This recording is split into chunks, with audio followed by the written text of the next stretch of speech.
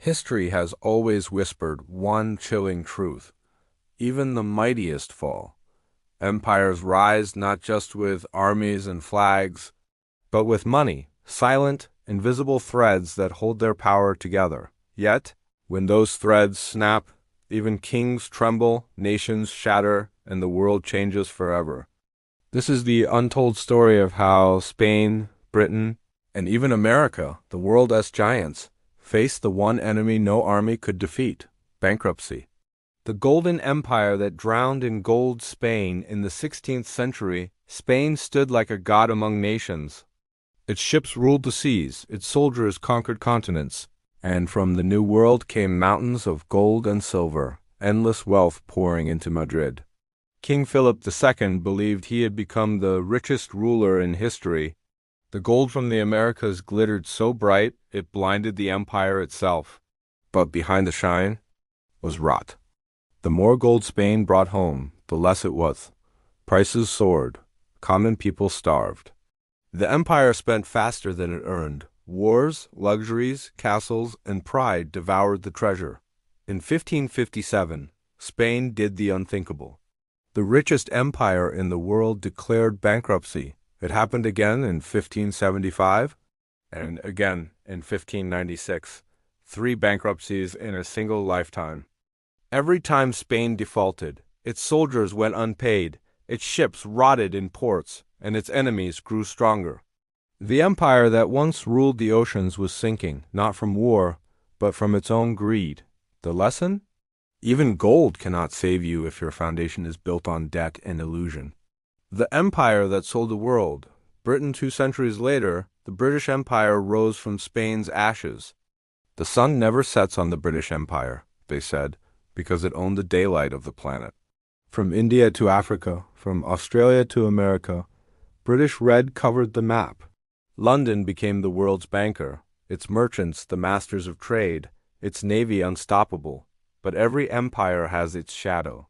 In 1914, Britain entered World War I, a war so vast it devoured gold faster than bullets. To fund it, Britain borrowed and borrowed again. The world's greatest creditor became its biggest debtor. Then came World War II. By 1945, Britain's glory was hollow. The empire that had once built the world could no longer afford to feed its own people. To survive, Britain sold its colonies, its industries, even its dignity. It took loans from the United States, its former colony, to keep its lights on. In 1956, during the Suez Crisis, when Britain tried to reclaim its old power by invading Egypt, America told it to back off or go bankrupt. Britain obeyed. And just like that, the empire that ruled for centuries was reduced to silence. Money, not bombs, ended the British Empire. The empire that lives on credit, America, and now we look at the modern empire. The United States of America, born from rebellion, built on innovation, and powered by dreams. The land of the dollar, the currency the entire world depends on. After World War II, America became what Spain and Britain once were: the banker, the builder, the boss. But history, it seems, has a cruel sense of humor. America is wealth today, isn't made of gold or goods. It is made of debt, trillions borrowed, trillions owed. Every dollar printed makes the system shake a little more. The American dream runs on credit cards, student loans, and government debt that no one can ever repay. The empire is still powerful, yes, but the foundation is trembling. Look closely. Bridges crumble, cities decay, and industries move abroad. Wars cost billions while hospitals close.